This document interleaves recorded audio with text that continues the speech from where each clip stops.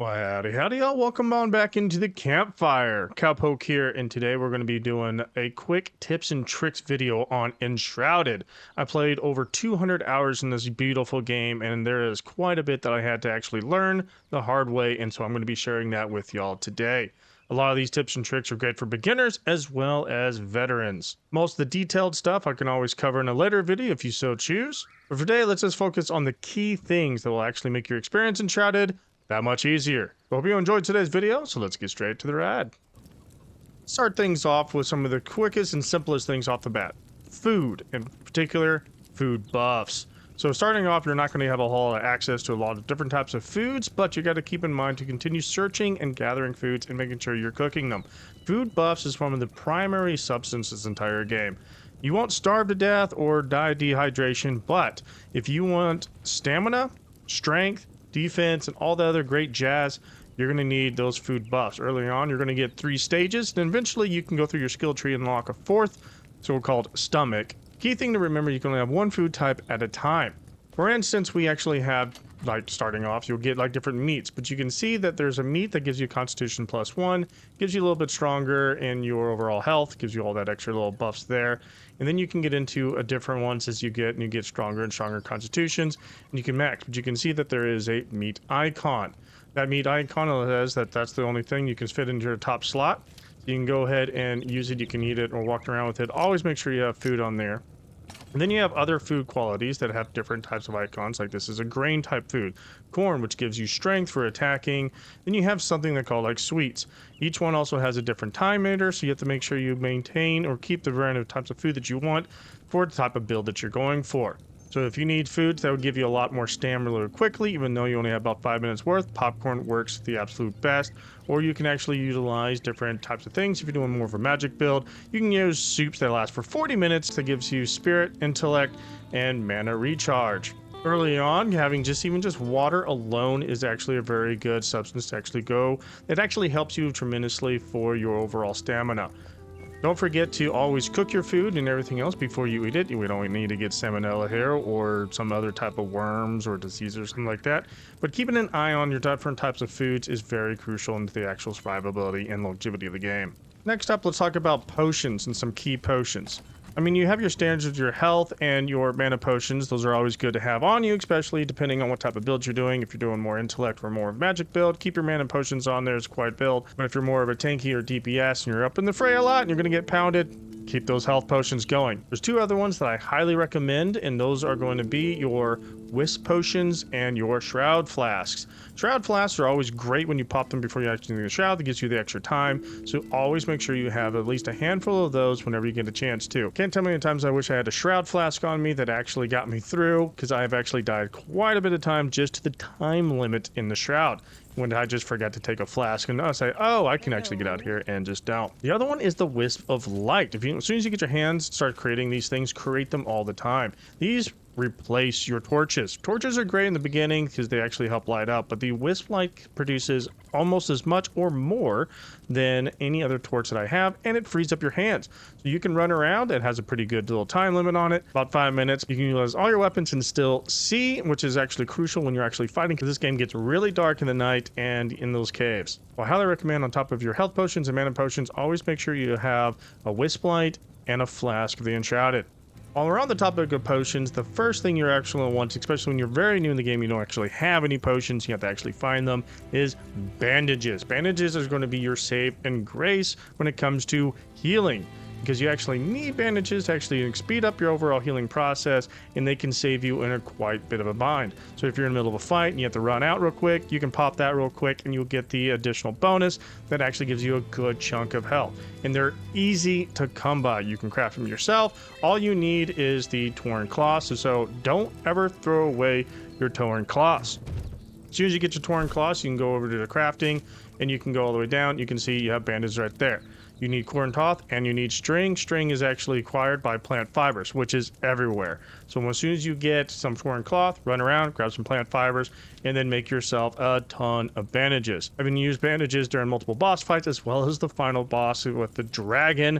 They help tremendously. So always make sure you have bandages in the early stages and in the long run. Now let's get out in the world and actually cover some other top tips. The other top tip I'm going to cover is tools. Tools is very important, and we all know there's durability in this game, and you're not always running by with a sharpening stone, anvil, repair workbench, or whatever it might be to actually repair your tools. So I always recommend having 2 sets of tools. So when you're actually running around and you have to actually cut down some trees and you're walking away and all of a sudden it breaks, instead of having to worry about running all the way back because your bag is not quite full, you always want to make sure you bring an extra tool of axe or pickaxe. It will save you a lot of time going back and forth and keeping down utilizing portals and food and pretty much anything else. It only takes up 1 extra slot, so don't worry about that. And you eventually get bigger bags, and so it actually just works out. But having the extra tools on you has saved me hours worth of farming time, because that's what you're going to be doing a lot in this game. Running around gathering wood, gathering different supplies, salt, iron, copper, whatever it may be. Having the second pair of tools, a backup tool, is very important. Now the next thing we're going to talk about is altars. Now we're not going to be talking about how to expand the altars and everything else, which is very important actually to do, because you do need certain materials to actually expand it so you can actually have bigger bases and everything else. But I'm going to talk about a key thing that I learned throughout my travel is keeping extra stone on me at all times so I can actually build an altar, and always making sure, because you have limited altars in this game, that I have at least 1 altar slot, especially in the beginning. You always want to make sure you have 1 additional altar slot available. So you can actually gather that by going to the map menu when you have your active altars. Right now there's 9 out of 10, because when you're exploring around you want 1. Because if you're in a certain area and you're gathering a lot of materials, you're going to get ready for a fight or whatever it needs, you need to get back there as soon as possible without worrying about gliding or running. That's why keeping extra stone on you is very important, because then you can just, right before you actually get into a hollow halls, or right before you actually start gathering, even we're right on the edge of an enshrouded area, you're crafting, you can go ahead and build yourself a flame altar, throw it down, which we'll just actually do real quick. You throw that sucker down, and plop, plop, plop. And then all of a sudden, boom, you have an altar in the area that you're actually currently at, and you can sit there and farm, gather, do whatever you need to do.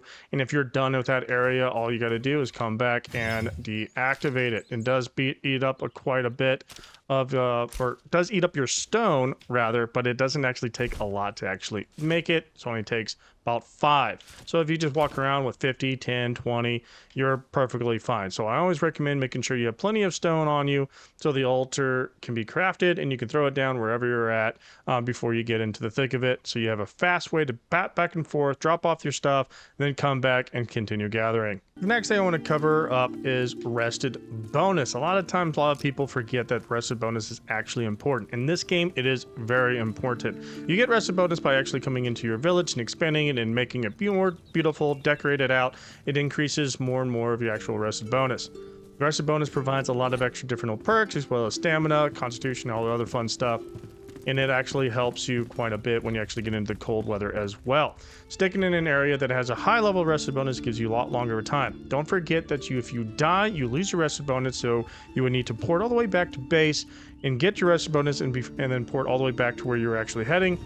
Because as soon as you run out of that rested bonus and you're in a bad area, it is not fun. It takes a lot longer, it's a lot harder to fight, and especially in a really risky area, it can be very detrimental. So keep up with your rested bonus. Make sure you always keep an eye on how much time you have left before you start into a venture in a hollow halls, or if you're going to go take on an entire area or a final boss like the dragon. You don't want to lose your rested bonus while fighting a dragon, because that's just going to make it like 10 times harder. So rested bonus, keep up with it. Next up I want to cover, this can actually work on solo maps as well as in co-op, because there's a little thing at the very top called your little mini map scrollable thing. It tells you what north, south, west, and everything else. You can see there's a little marker on my screen because I placed a little marker where I'm going to head, or a waypoint. Pretty much how to put down a waypoint, just right click and you set waypoint. You're like, well, I already know how to do that. What's the point of that?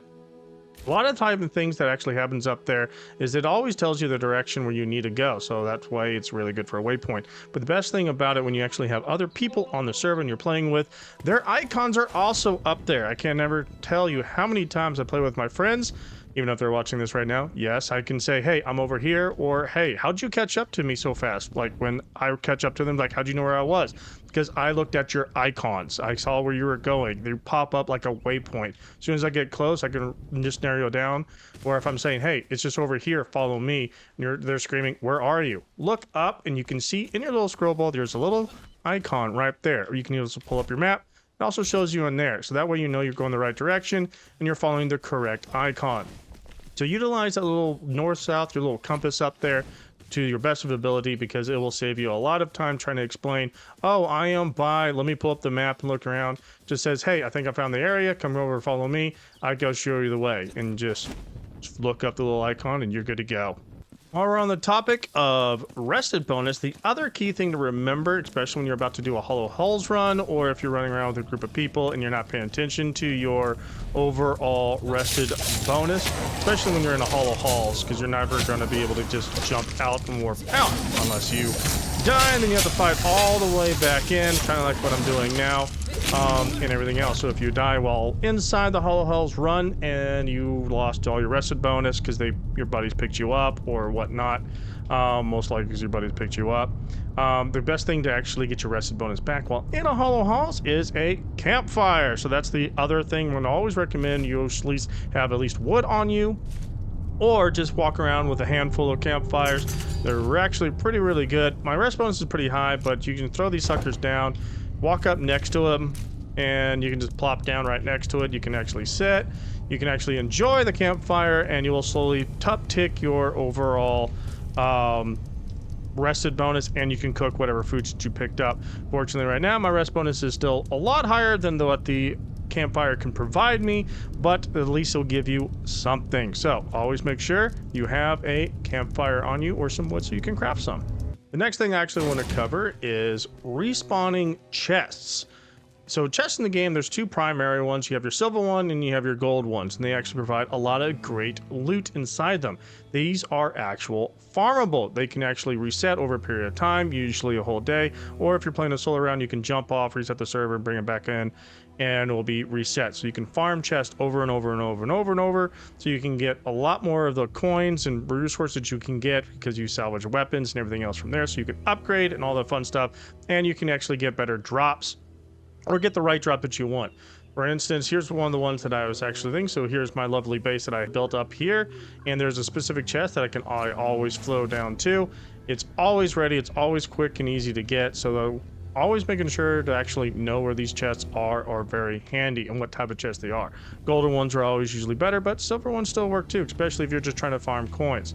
So the one I'm talking about, this thing is actually pretty clear. This is right here. I can fly in. I missed my little entrance. It's all right. There's just stairs. All you got to do is run in. Don't have to really fight anything, but we'll just go ahead and kill everything because why not? It's not going to take me too long. So here we go. We have one of the new chests that's from the update and everything else, but you can pop it open, and it's always going to have something available. You can either have a staff, sword, axe, whatever it is. It gets something, and all the times the golden one's a better item. So you can always make sure you have an ability to salvage or find a chest that you know you can get to with pretty ease and everything, so you can continue on. So yeah, keep a note where these chests are so you can have a quick run over, grab them, loot them, salvage them, do whatever you want, get the specific item that you're looking for of that level of that area that you're trying to get, so you can collect and all the other fun stuff. It's a great little tip, and it's a great resource to actually salvage to get tons and tons of different coins and all the other fun stuff. Alrighty, y'all. The next tip that I actually want to cover is cosmetic slots. When you're out and about and you're actually running low on inventory space and you're looking around, it's like, man, I don't want to get rid of anything here, but you do see you have some either armor bits or some cosmetic bits that you picked up, but mainly just armor bits. You can actually equip these to actually go into your cosmetic section. When you actually right click an actual item that will replace what you're currently wearing of your armor, instead of that, you can actually go in here, go into the character slot, go to R, and these are your cosmetic slots. You can actually put in the other armor bits in the cosmetic slots so you don't have to delete them, throw them away, or whatever you want, because you want to save them for whatever reason, or it's like could be a good set for someone else and you don't want to run all the way back and you're just trying to free up some space. Use your cosmetic slots. There are additional 5 different slots you can add on that side, so you can continue on with your salvaging, collecting, and running around. It's a good little tip to run around and actually do. I didn't learn that until after quite a while. I was like, man, I'm just running out of room. Just running out of room. And then I was playing around. I was like, what is this? Equip cosmetic. And then I threw it on. I was like, wow, that just freed up 5 slots. 5 slots for me, especially if you had 5 different items like the headpiece, armor, chest, whatever. You would free up slots while you're actually using those cosmetic deals. It's a great way to keep space within your overall inventory, so keep that in mind when you're running around. Salvaging. While we're on the topic of actually getting rid of gear or salvaging, the best thing is to always make sure you do is upgrade your gear and salvage weapons. Don't ever delete weapons. Don't ever delete weapons. You pick up any type of weapon out there, even like this one right here. Like, well, I don't need that. I already have a bunch of them. You always salvage it, because you're going to get these things called the little runes and stuff. You're going to need those to actually upgrade all your gear. Yes, even the ones that you know that are very big, high, and valuable. You can come over here and you can actually go to here, enhance your equipment. Of course, you can probably need other ingredients otherwise than that, but you can sit there, upgrade everything in here, and always make sure it's fully upgraded. If you don't have upgraded weapons in this game, you're certainly playing in a disadvantage. It is super easy to get coins in this game by doing those other simple tricks that we talked about earlier, farming chests and everything, and never deleting weapons that you pick up. Always salvage them. More coins, more runes than you know what to do with. All right, let's switch over to something a little bit more fighting and leveling oriented. One of the best tips that I've actually learned was outside of just doing all the little side quests, because wow, there is a lot of side quests. I haven't even gotten to them all. So if you're playing with a bunch of friends and they somehow got ahead of you and you're just trying to catch up, and let's say that you actually haven't hit up a lot of these Elixir Wells. Elixir Wells is one of the fastest and easiest way, at least in my opinion, way to actually get experience points and get additional skill slots, skill points, so you can catch up with your friends. Knowing where each one of these suckers are can be a little bit challenging in the beginning, but as soon as you have an idea of where they're actually located, farming Elixir Wells is super quick for fast leveling. So if you want to make a new character, you've already played a bunch, and you're just trying to do a quick speed level, speed everything else, or just catch up with your buddies that's already hit them all up, just fly to those, ignore all the side quests, and you will level up super quick. All right, let's fly on down to our next tip, base locations. There's going to be a lot of different types of base locations in great areas, but in the beginning, the best thing to actually remember is wells. These suckers are very important in the earlier game. There is one in the starter location to scare these little wolves, so actually that wasn't a wolf. You're a wolf. Let's get rid of you, so you can stop scaring the sheep that's just sitting over here. Oh, there's another one. Come here. Oh, I just killed another one, but one survived. I mean, 1 out of 3, that's fine, right? But anyways, back to where we're talking about. Back to the tip, wells. So there's going to be wells all over the game, and before you actually can craft these are a great source for water, especially when you actually need a lot of water to actually craft a bunch of other things and farming and everything else like that. But having a well right in the middle of their base or next to the base is a very key thing, especially in the early game. So the next thing I want to cover, which I'm actually gathering right now, is farm soil. There's a little tip and trick for farm soil. I've seen a lot of people, or ever covered a lot of people, that just sit there and try to farm out all the soil here just so they can make a farm at their actual base. The cool thing is, there's a little trick that you actually don't need to harvest all this, even though over time, especially if there's no altar nearby, all the farm dirt does come back. It all comes back somehow. All the magical farm dirt fairies out there will eventually bring back more farm dirt. I don't know how it works. It's all mystical and magical for all I know. But you just need to get a good handful amount, and you can actually head back to your base. There's a fun little trick that I have learned while doing so. All right, so let's just say that we want to put like a little farm over in this little section. All we can need to do is actually grab our little deal, swipe all the way down to the dirt, grab our little dirt section. We don't need a whole lot of it, so we can either grab a big square, just regular dirt, or just regular mound. Drop all the way down, grab our farm soil. So once we actually have our farm soil and we plop that sucker down there, we really just need the one, because then you switch over to the rake. What the rake will actually do is you can spread out all the farm soil. So you actually don't need more than just the first little bit of farm soil. Because look, how much I can actually cover with just that one. So using the rake and farm soil allows you to really spread this sucker out. So you really just don't need to farm all that extra bit. This is a great little tool that saved me a lot of back and forth time, a lot of back and forth on everything else, and it keeps everything really, really smooth, and you can really lay out a pretty cool little path. It's a great little handy tip, and it saves you a lot of materials, which in this game, you need a lot of materials. Which leads me to my next tip. Let's just say that you're building an area or a new base and you have this ginormous hill, but you love the view or whatever, but you're like, oh man, getting my pickaxe or my rake out to try to level all this sucker out tremendously is just going to take me forever. That's where this little handy trick comes in place. I use it a lot when I actually do builds. Especially if I want to take out big sections and whatnot, you can just utilize this whole thing. Click, right click, boom! And it's all clean and cut, and you can just go there. Just pop, gather, all the way down. You can even go up higher, pop.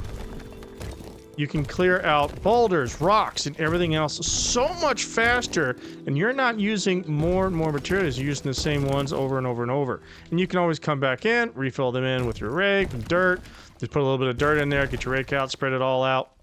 You know, it's easy peasy. But look how much faster that was. We didn't use up our tool. We didn't use any extra resources, but we just blew out a whole section. So taking out like even this entire mountain or this hill, scavenging everything else across the land makes it so much easier, so much faster.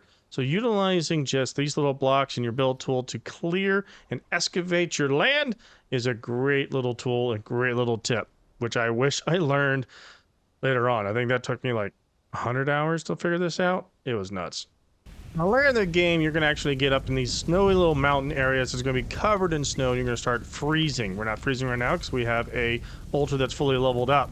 But I'm here to gather the next thing, which you really need to focus and remember. Now, almost more important than just making sure you have the right food. That's called pocket heaters. These pocket heaters add an additional amount of time for your overall stay while inside the mountains, and you're freezing to death. So to do a little quick example, it's flowing on down. There we go. So now we can see that we only have about 20 minutes, 51 seconds or so of time before we freeze to death. We don't want to freeze to death. So we have our foods, we have everything else. We can find all the rings that we want, but pocket warmers are super helpful. So as soon as you pop one of those suckers and you're actually in a warmer area, it actually gives you additional frost resistance, so you can actually get additional time, and it actually ticks down and actually helps quite a bit. So you're fighting against not only creatures in here that has frost damage or anything like that, so it protects you against that for frost resistance, but it does actually give you additional time as well. Alrighty, y'all, we're almost wrapped up, but I got one more little tip that I do want to cover with y'all, and that involves skills. Skills are highly important in this game. It gives you all the different bonuses and boosts and strengths, constitutions, all that fun stuff, but it can be very daunting, especially to new players. You can have assassins, you can mix and match, you can have tanks, and it can be a little overwhelming. So you're like, what do I really need as a core foundation, or what do I really just need no matter what the build is? So there's going to be a handful of skills that I'm going to recommend that you should always have or should at least keep an eye on no matter what your build is. We're going to start off with the center ones, and those are going to be Miner and Mason. These are for your pickaxe abilities. You don't need to pick these up right away if you don't want to, but once you start actually gathering the harder stuff like copper and everything else, that's going to eat away at your pickaxe a lot faster. So when you actually have these two abilities, they actually help tremendously. You don't have to worry so much about the lumberjack stuff because trees, they usually have the same amount of health and everything else. But when it comes to like the iron and versus copper versus amber and everything else, that's going to take longer per one. So when you have these on here, it tremendously speeds up your mining ability and it keeps you from breaking your tools a little bit faster. The next one I'm actually going to work on talking about is your double jump. Double jump is highly recommended. No matter what build you go into, you're going to want double jump. Double jump is going to be key. So whatever build you want to do, try to figure out a way to either, if you don't want to use a whole lot of skill points, but try to get double jump as early as you can.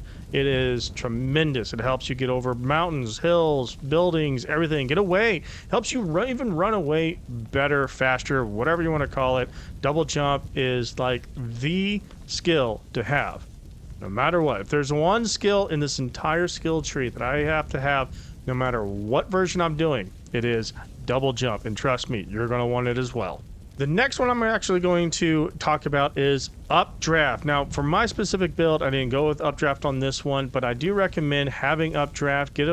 Throw a couple skill pills over there and get it. So what updraft does is it spends a little bit of mana, but when you're gliding one time with 100 thing of mana, you can get a big updraft so you can glide that much further. In the beginning of the game, it's very, very helpful. Late game, not so much because you get the really advanced gliders and all the other fun ones, and you can just fly farther anyways and flatter. So you're not really necessary, but in the beginning, when you just have that dinky little glider and you're just falling all over the place, updraft. You can always replenish these skill points at the end, so don't worry about if you lock in one of these and you're like, well, I don't need updraft anymore because I'm going to go this whole other build. You can always get rid of it later on. But updraft is a really good key one to do in the very beginning stages.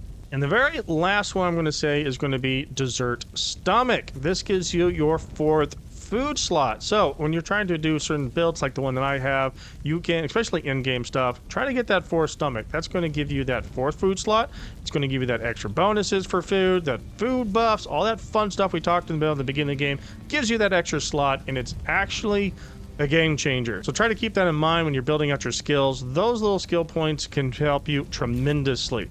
Well, y'all, that's going to wrap up my overall tips and what the key things that I have learned over playing over 200 hours of this game, and I'm still going. There's going to be more to come, and if you want to see more of a detailed, more of a high-level tips and tricks of like how to do certain types of builds and everything else, like the wonderful wagon that I have right behind me and how I built that, or some of the key things about putting those all together, let me know down in the comments, and I could probably put something for that together for you. Again, I hope y'all enjoyed, and if you did, shoot that like button down below. I'll be super appreciated. If you're new here and not yet subscribed, hit that subscribe button as well so you do not miss any more rides just like this one. Well, y'all, I'll catch you on the next ride. Adios, y'all.